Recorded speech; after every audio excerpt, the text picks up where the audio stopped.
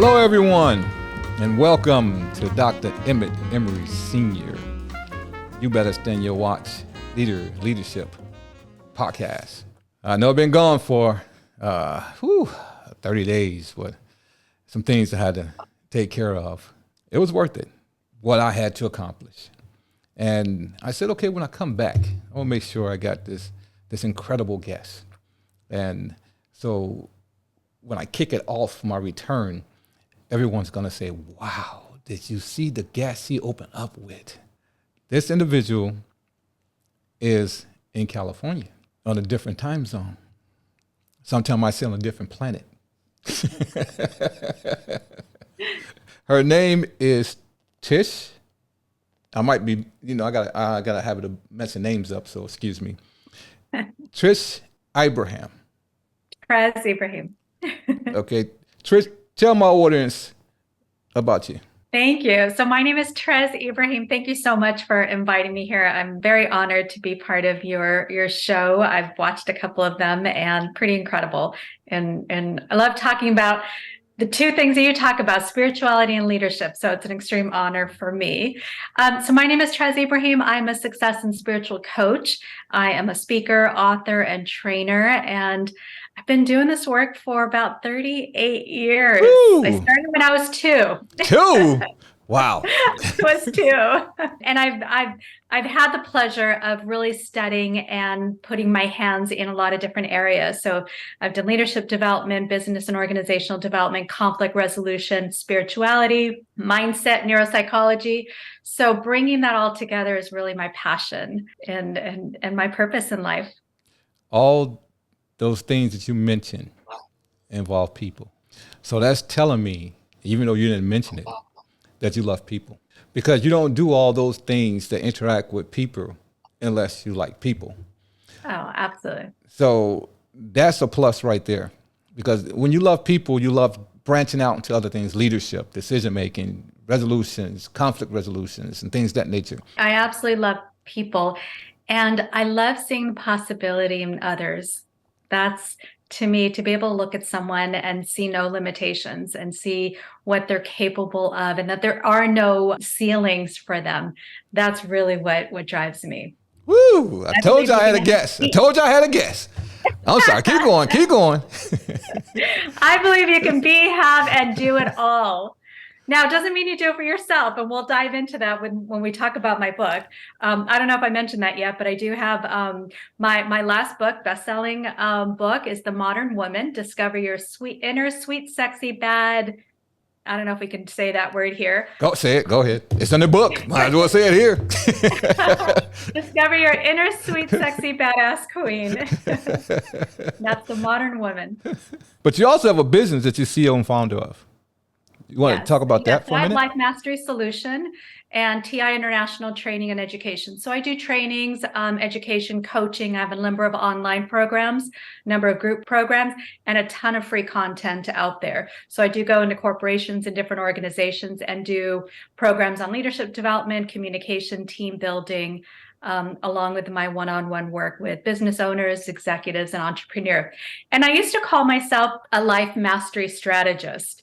And the reason I did that is because I believe you truly can't be happy unless you're living at a 10 in every area of your life. That means you're in the career that makes you jump out of bed and you're absolutely on purpose and excited about doing the work that you love, that you're making money that supports your lifestyle. You have time to actually enjoy your life and you have people that you love around you. So you can have incredible relationships and you have optimal health. So you can get through the day and enjoy life and not be crippled by any discomfort. So I really do believe you have to master every area of your life. It's not just one or the other at the expense of others. So how did that blend in with goals and purposes? Oh, absolutely. It's aligning with what brings you joy and then making sure that you're paying attention to the other areas of your life. And so having a goal in your relationship and having a vision for your relationship, having a goal for your business, having a goal for your health, having a vision for all those areas and actually spending time every day working towards that so that you're not saying, yes, my relationship is important, but when was the last time you took your wife out on a date? Or when was the last time you actually listened to your husband talk about something that's going on at work? It's like I could tell what's important to you by looking at your calendar. How's that?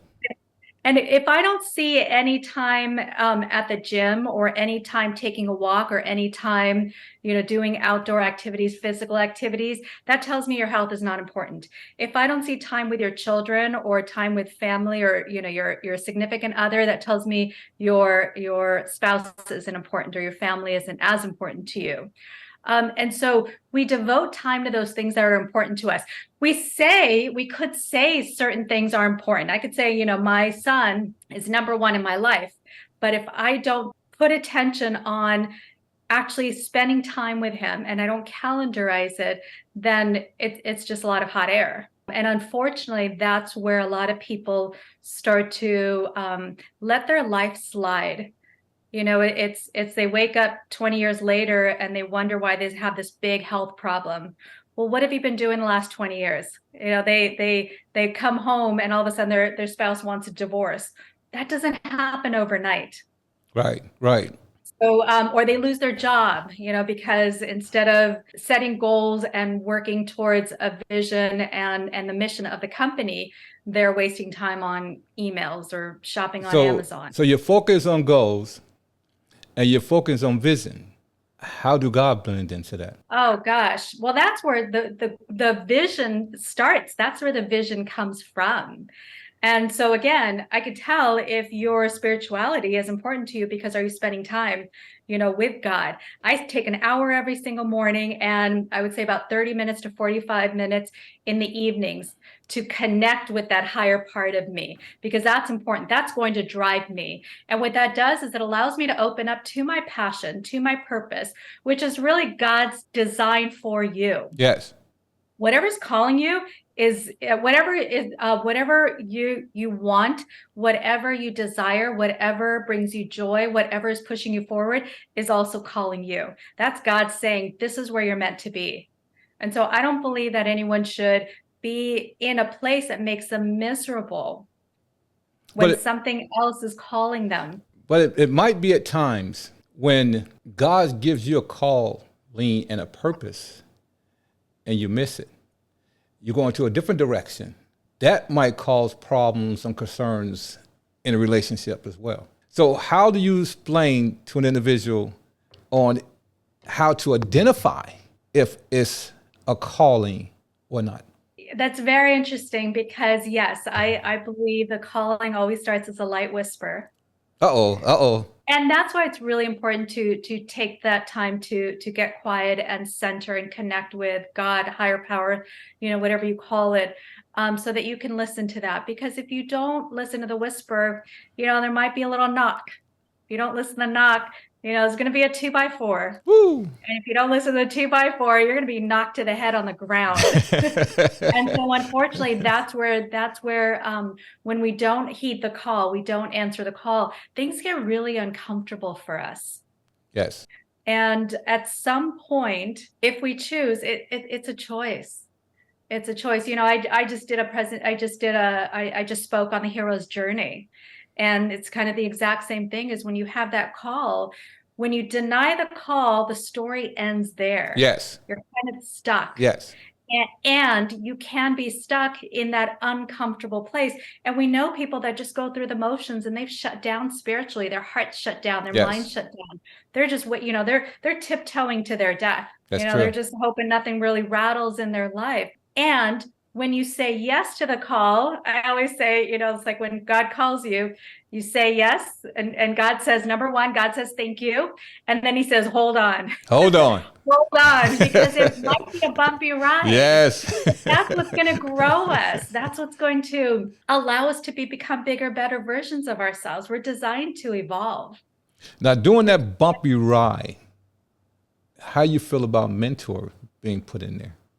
Oh, it's absolutely important. It's vital. It's vital to have a mentor, because you can't see yourself when you're the one in the frame.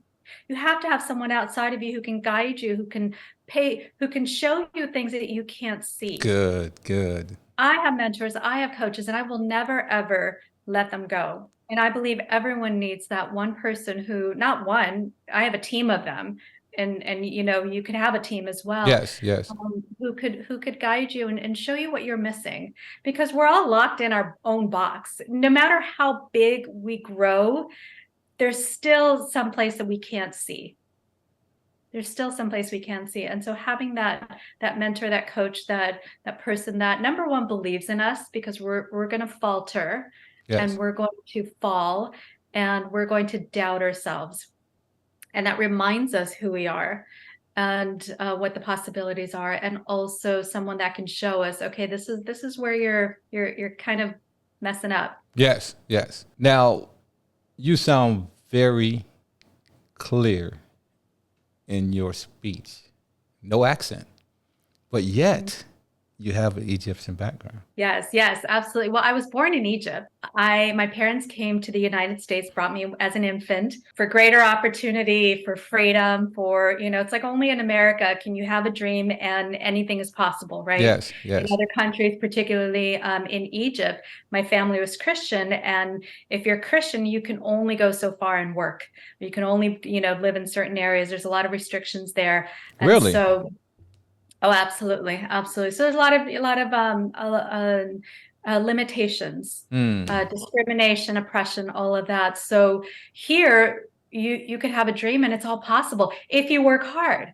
If you work hard. So I was taught to dream big. My parents were big dreamers, and to work hard. And I always thought, that was enough. You work hard, you dream big, and all your dreams will come true. And I'll tell you, I had a rude awakening because my parents worked their bottoms off. I mean, my dad would come home and say, work like a dog. I don't know why that was a saying that I just remember him saying over and over again. But he had dreams, and they started to save money and buy real estate and do all kinds of things, the American dream. And sacrificed. And when I was 16, my father died. And 10 short years later, my mom died at a job she hated. And by that time had lost all of the everything that my dad had built. Well, they built it together, but everything they had built up together. So I thought if you can dream, you can have anything. And really quickly, I learned then that it's possible to die without your dream coming true. Yes. That was a hard lesson, because I just thought, everything would work out. And at that time, in my early 20s, I also found myself broke, homeless, divorced, taking care of an infant son. All the dreams that I had for myself, I saw, instead of the dreams, I just saw a really dark place. And fortunately, that part of me that still wanted to dream had a voice. And even though I was in this dark place, it just got me into a search mode for the answer to life. And at that point, I just started to study. I wasn't willing to let go of the dreaming part. I just needed to figure out what other missing pieces were there. So there were a lot of other missing pieces. So I went on a search. So how did the dream line up with passion? Well, the dream is, how did the dream line up with passion? Well, whatever brings you joy, whatever brings you passion, that's the energy that's moving you forward. That tells you your dream. It's giving that dream energy. Yes. It's giving that dream energy. Yes. So you could start to take the right action steps, and you could start to move forward. What was your motivator? It was, I knew there was something else. I really thank my parents for raising me as a dreamer. And I knew I knew things were possible. Let's talk about the Modering Woman, as you talked about, to describe 4 females, archetypes within every woman, and how to understand which one is driving us and why, and how much power they have to wreak havoc on our self-esteem, health, and relationship, or transform them into the life we desire. Yes. You got 4 things going on here, possibly 5. Yes. Explain all of them in more detail. Yeah, it's in that dark period of my life when I was broke, homeless, taking care of an infant son. It was a rude awakening, not only about dreaming, but just really about who I am as a woman. My mom was a traditional woman, My dad was a very traditional man. So my dad worked, I shared with you, my dad worked really hard. He would come home, and as soon as he came home, from a hard day's work, he would sit his bottom on the couch and watch TV. My mom worked the same amount of hours, would come home after a hard day's work. Oh, and by the way, now she started her second job. She would cook and clean and take care of the kids and feed the pets and do the laundry and do the dishes and all this stuff. And so growing up, I was thinking, oh, heck no. Like, I was not going to become that woman. What I found, when in my early 20s is I got married, and I remember that first fight. My husband and I came home from our honeymoon, and the dishes were starting to pile up lurkingly in the sink. And in my mind, I'm like, oh, heck no, I am not going to do dishes. I work, I earn money, I have a college degree, I'm a smart woman. I'm not going to be in a slave to the house. And of course, he was a man, so he wasn't going to do the dishes. And with this huge fight, and needless to say, that marriage didn't end well. Obviously, it ended in divorce. And so being in this dark place alone, I just, and I also I had like 4 jobs through college. I had a career, I had a business, I was taking care of a child, and I was burnt out. I was depleted, I was destroyed. And now I was alone. And what I had to do at that time is I had to figure things out. Most successful women have failed marriages. There's a lot of wonderful, successful women out there or women that in general have to choose between a career and family. Why do they have failed marriages? Because they're so much into their masculine side, and what I wanted to do is, because I went very much in my masculine side, I didn't want to be dependent on a man.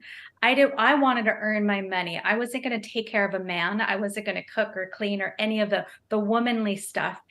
And so it drives the woman to be more competitive? It drives a woman to be more competitive, and it loses her feminine. She loses her feminine essence and becomes more like a man. That's what in my early, growing up, I wanted to be the best man in the room, but it didn't work for me. It didn't work for me. And so what I did is I had to figure out, okay, how do I play this game of being a woman in today's world that would give me energy at the end of the day, make me feel beautiful, energetic, loving, allow love in, and help me feel energized at the end of the day versus depleted. So what I found is this idea of archetypes. Now, archetypes is something that was taught by Carl Jung, and then Joseph Campbell in The Hero's Journey also kind of developed that idea. And archetypes are characteristics inherent in every human being. We all have them.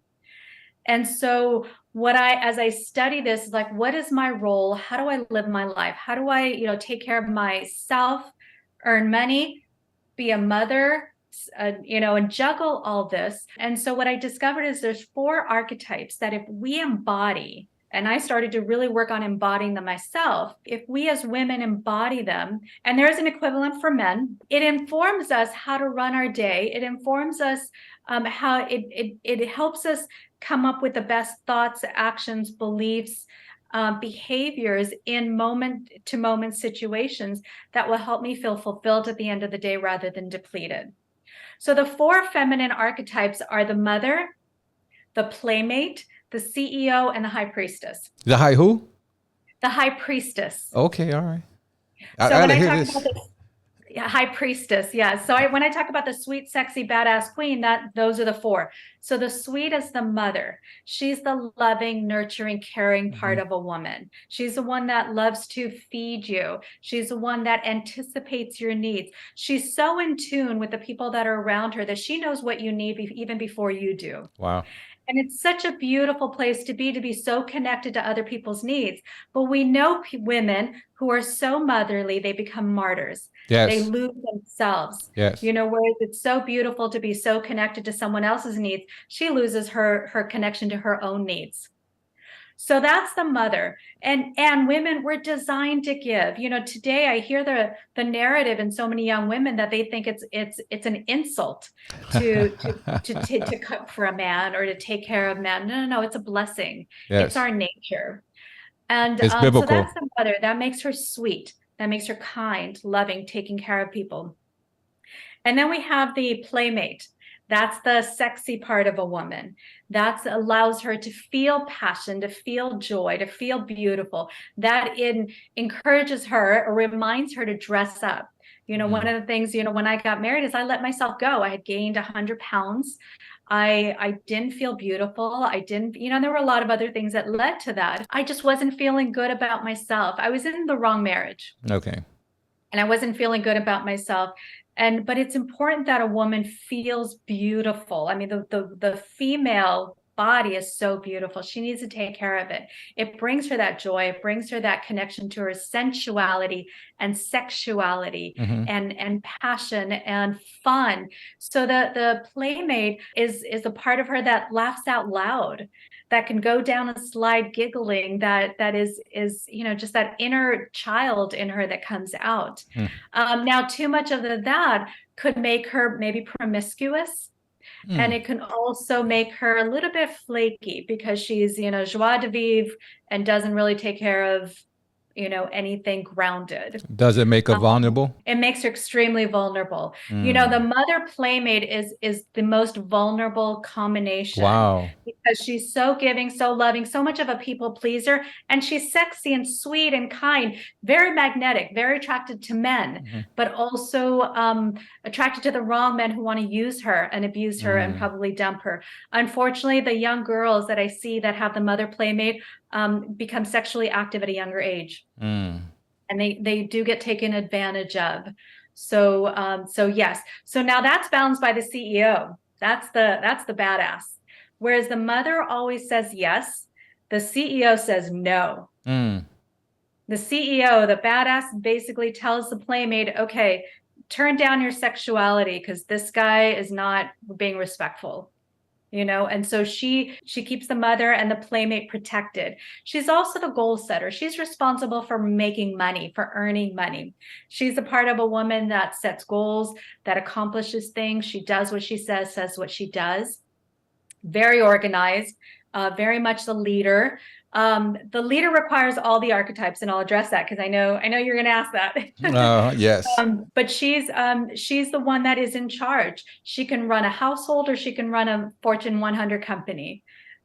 She's, again, very clear in her communication. She's unapologetic in who she is. She's very powerful, very strong. Now, too much of that, we know women who have too much of the CEO, and they're this great word that rhymes with witch.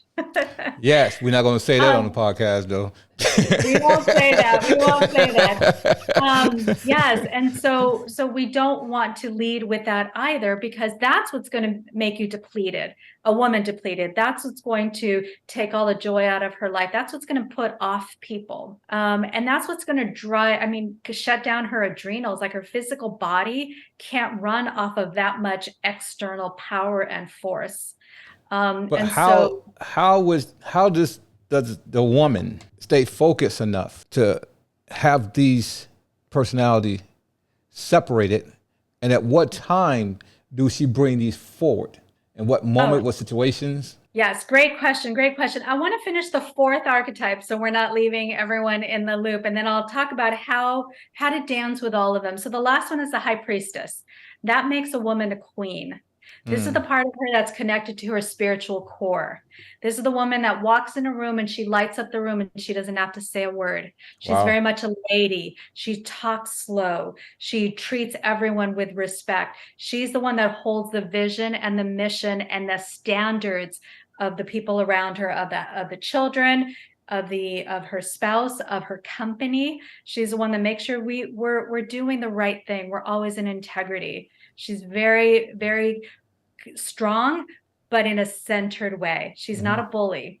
And again, she knows who she is because she's the child of a greater power. Yes. So there's no forcing anything. So what I teach women to do is really create this dance between all four archetypes. And it looks different in every area of your life. So if you're raising your children, working at, running your company, interacting with your spouse, maybe in the dating field, And it's really, I wanted this to be so easy that I could be in a situation and I say, oh, I need to bring in my CEO right now because this guy's not treating me very nicely. Mm-hmm. Or, oh, I'm butting heads with my son. Let me bring in the playmate and just have fun with him for once, because all I do is bark at him about doing homework. I'm out on a date. I'm going to bring in my playmate and allow him to lead and flirt and bring out a lot more of my sensuality. Oh, my boundaries are being crossed. I need to bring in the CEO.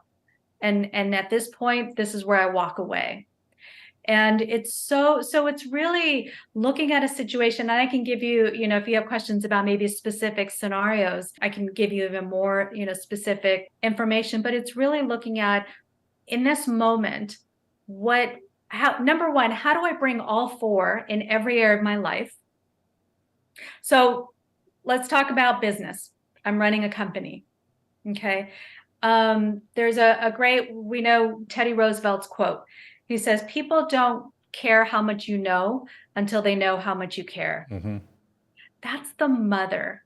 So as a CEO, you need to care about your people. That's what makes you a good leader. And that's the mother coming in. It's asking your staff how they're doing. It's caring about how they're feeling. It's connecting with, someone's mother passed away. It's sending flowers or a card, or, so it's bringing that mother in. But you can't be all mother as a CEO running a company. So the CEO part of you, the badass part of you, has to set clear guidelines, be organized, set expectations, communicate those expectations, make sure that they're followed. And the High Priestess is the one that sets the vision, the mission. She's the one that says, we may lose money on this account, but we're not going to lie to our client. I did a podcast, Introvert and Extrovert. Mm-hmm. How does your four individuals, what do they fall into? And if they fall into an extrovert, how that comes about? They fall into introvert, how that comes about? It's really, it can go, an introvert or an extrovert can embody all four of these. Because it's not about being loud. It's not about being, socializing with everybody. I would say the playmate, if anything, is the part of the woman that, maybe needs to come out of her shell a little bit. But even introverts, I'm an introvert. Can you tell? Hell yes. We introverts actually love people, and so the playmate allows her to really connect and have fun with people. So there's no division there. It really is, the introvert and the extrovert can embody all of these. That's and in great. The book, I really lay down specifics on how it looks in different scenarios, so that you could start to own more of you. Give me an example. Yes, from the book. I like what I shared with the CEO, having the mission, the vision that the High Priestess brings to the CEO that runs a company, and saying, we're going to be in integrity. We're going to act out of integrity. If there's a sticky situation, it's coming from that higher place. It's reminding everyone, our business runs off of integrity. And then I talked about the mother is really connecting, having a company where people feel cared for, especially in this day and age. Moving forward, relationships are going to be everything. Yes. And that's going to distinguish companies that last versus companies that fall apart. Yes. And then the last one is a playmate. Got to have fun. Have fun. It's have a few minutes at the beginning of a board meeting, sharing some funny jokes, or showing a funny meme, or, going to happy hour, or doing something where you have fun together. So those are four ways, four parts of a woman that can come as she's running a business. So how can my audience get a hold of this book? It's on Amazon. My suggestion is you type in my name, Trez Ibrahim, and you might have, it's on here. If you type in the title, The Modern Woman, you're going to get 2 million books with the word woman in it. So type in Trez Ibrahim and you'll find The Modern Woman there. Now your book touches on few leadership traits. I want you to explain the following. I'm going to give it to you and I want you to explain it. Okay. Setting boundaries and achieving your goals. Setting boundaries. So that's the CEO. I'll tell you, when I was a new mother, I thought setting boundaries meant, repeating what I wanted to say over and over again. Don't do that. Don't do that. Don't do that. Don't Wow. do that. The CEO doesn't do that. She sets a boundary, and then there's an immediate consequence. What do you mean by that? Well, it depends on what the situation is. As a parent, don't throw that toy at your sister. And if the child does it, you pick up the toy, pick up the child, and remove them. Or whatever the consequence, let's say you're out, we're going to leave if you do that. And then act on it immediately. The CEO acts immediately. Now, you're in California. I'm in California. Now, in California, I say 30 to 40% of the people there perceive their animals to be their kids. So how that work with the animals? Oh, same thing. I see pets are smart. Children are smart. They know who's gonna, feed them on their table and who's never going to do that. And so it's just the same. It's absolutely the same. I think the biggest key for the CEO is she doesn't warn. She doesn't keep warning. If she says, please don't yell at me, and he keeps yelling at me, she walks out the door. And I think that's where, as women, we're so forgiving. It's the mother that just wants to take care of everyone. And we, and it's the high priestess, right? That believes that, you're doing the best you can, and God, love is unconditional, and God should love, and all that wonderful stuff. But the CEO, she don't mess around. If your actions are allowed, your voice doesn't have to be. That's a good point. Very good point. Yeah. And I'm not saying, it doesn't have to be a big, massive consequence the first time, but there needs to be a consequence immediately. Okay. What about facial expressions? Oh, I used to be a teacher, and I had a look. I had a look. I would just shoot my kids a look, and they knew. But that's because they learned that I would act on it. Yes.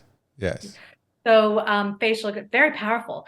But there's got to be something at the other end of it. Yes. Otherwise, it just becomes noise. And that's why, as a mother who's very loving, giving, and forgiving, can get walked all over, and she becomes a martyr and a doormat. So immediate consequences. And the boundaries are not about what you say, but it's what you do. So what about a busy mom juggling multiple responsibilities, and how that relates to leadership? A mom is a leader, right? She's running the household, she's running the kids, she's running the schedule, she's running everything. Part of what the CEO's job there is to get organized and ask for help, because I say a woman could happy and do it all, but she can't do it all herself. And so it is teaching the kids immediately how to take on responsibilities, teaching, the rest of the family how to carry their weight. It's giving that time for herself, for that self-care and that nurturing, being organized, being kind and loving, and having fun. I saw, two things. Number one, we have this Nextdoor app where people put in like little requests. And I saw this ad for this woman that says, oh, I need a high school student to come to my house for an hour a day. I just had surgery and I'm laying in bed. But my husband comes home and he makes himself food, but then leaves stuff all over the kitchen counter, and I need someone to put it away. And I'm like, wow. No. Wow. You need to have him. If you're laying in the after surgery, there's something wrong here.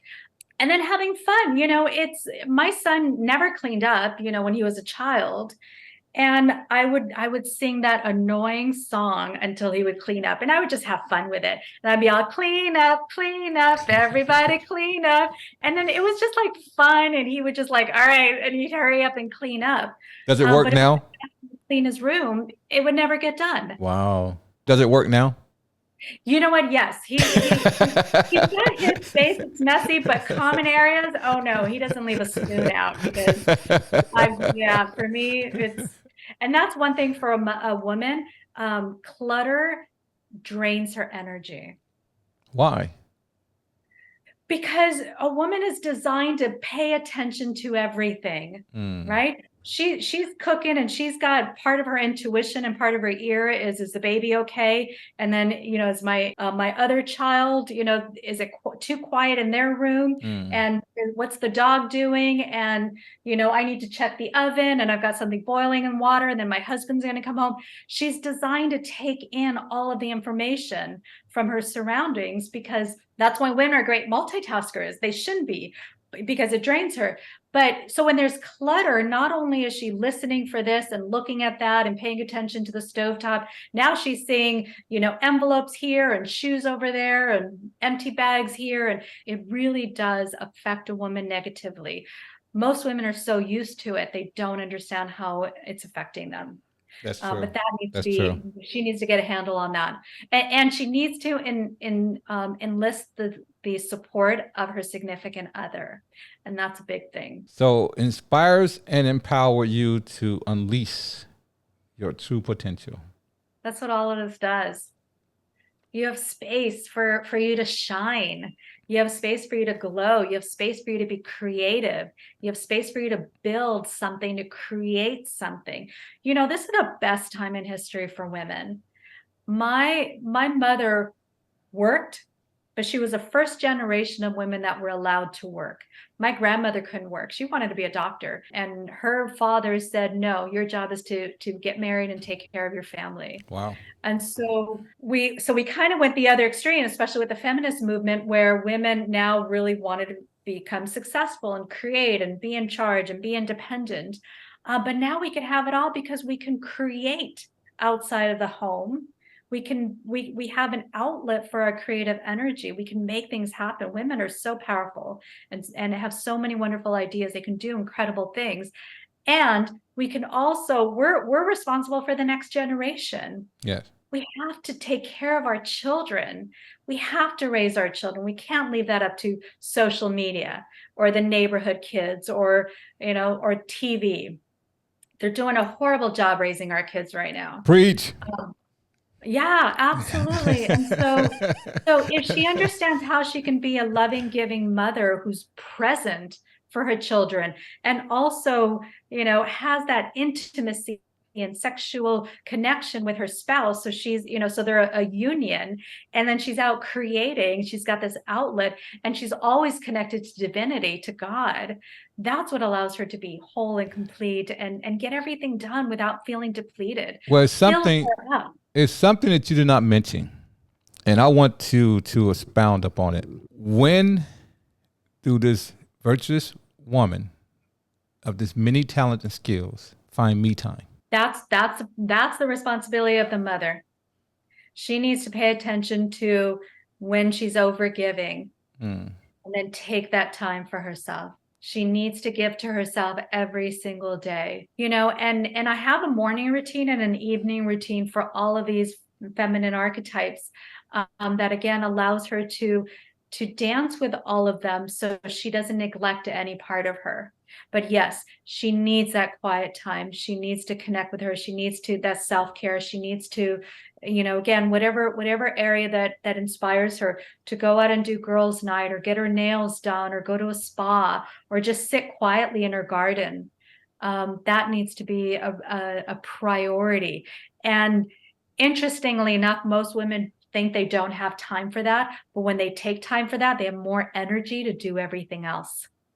Now, Tess, you just said something and you teased me and my audience. You said they need to find time for themselves, but how do they find time for themselves? They have to be organized. They have to put themselves priority. They have to make themselves priority. You also said something that I thought was very interesting. You said that you had a morning routine and an evening routine, and then you kept talking. So you're just going to tease us with that. So I want to expound upon one of the routines. Yes, absolutely. I'll say the morning, because the morning is so, so important. And, imagine the morning being kind of a slow wake up to the busyness of the day. So we always want to start with the softest part of the woman, which is the High Priestess. Mm-hmm. That's the spiritual part of her. So as soon as you wake up, it's prayer, it's meditation, it's journaling. She needs that time. And then once she takes care of that, then she can go into the next softest, which is the mother. And that's where she takes care of herself. She mothers herself. So for me, it's I make myself a cup of coffee and I sit on my bed and I enjoy the cup of coffee. It's kind of that slow waking moment. And again, it's 5 minutes. That's simple. So very simple. And so that's that. So that's taking care of the mother, and that's just that quiet time. It's funny because when I was young, I walked in on my mother one time in bed, and she was sitting up 5 a.m. I don't know why I was up that early, but she was up drinking coffee, and I thought, that's so weird. Why is she up drinking coffee all by herself? Now I know, as a mother, I know, and as a woman, I know. And then we go into the playmate. Now, the playmate, depends. I mean, at that point, if you have a significant other, if you're married, that would be a perfect time to make love, to connect, to feel that intimate connection. If not, then it's doing something that is more sensual in nature. So, assuming you take a shower, it could be like rubbing, beautiful coconut oil or something that smells really great. And or that's when you start to beautify yourself. And then the CEO, that's when she looks at her calendar and she plans out her day and she sets intentions. So I'm a student of my calendar, and all of my clients are required to be students of your calendar. You cannot accomplish the things that I want to accomplish, and my clients tell me they want to accomplish without being a student of your calendar, Right. meaning everything needs to be written down. And so in that morning, that's when I look at my calendar, I look at all my appointments, if I need to make any adjustments, if I need to get my mental state ready for this phone call, for this project, for this speaking, I do at that point. And then I set my intentions. My intention is I've got this great interview with Dr. Emmet, and I'm going to show up and just serve and give and hopefully inspire his listeners. And you have. I do that for every event that I had throughout that day. So that's the CEO starting her day powerfully. That's all of the archetypes starting powerfully. So what time, and you have inspired my audience, what time do your days start? What time do your day end? And what time do you start settling down? So I give myself 2 hours in the morning and 2 hours at night. And I would say even more than 2 hours at night, because I don't do any social media, any computers or anything about 3-4 hours before bed. So in the morning, I go through my routine. There's exercise involved. There's, more of the planning involved. There's the breakfast involved. So I wake up at 6. My day doesn't start till 8. And then between 8 and 10, I'm focused on my projects. I don't schedule any client calls until 10 a.m. unless I've got a one-off. I'm okay with one-off. Sometimes I'll have to speak in the morning. Sometimes I'll have to do a coaching call. Sometimes I'll have to do a meeting in the morning. But if I can help it, I don't do any outward connections until 10 a.m. And I pretty much go till about 4. So we're 10 to 4. And then at that point, then I've got my exercise routine, making meals, and that's really also my learning time. I'm an avid learner. I'm always reading. And I would say I like to be in bed by 8. I'm usually out by 9 or 10, but there's no electronics after about 7 or 8. So bedtime is usually between 9 and 10, again, depending on how my evenings look. I do evening activities, but 2 hours before is where the routine things need to shut down. Now, being prior military and loving structure, I'm loving what you're saying because it's structure. I want to thank you for coming on and sharing all that information with us. I know it's more that we can just tap into, but we don't have the time. So I appreciate you coming. And I'm going to ask you to give one last talk, whatever you want to say to my audience. I think it's just a message for women that really take advantage of this beautiful time to really own all the parts of you. And if you play with these 4 feminine archetypes, then you can, on a dime, really balance yourself and feel full and take care of yourself and just get the zest for life that I think you deserve. So I highly encourage it. Thank you. So energetic. And I like to say goodbye. Thank you. And I like to say congratulations to my LBs, my Lion Brothers of Kappa Alpha Psi. Love you. Till we meet again.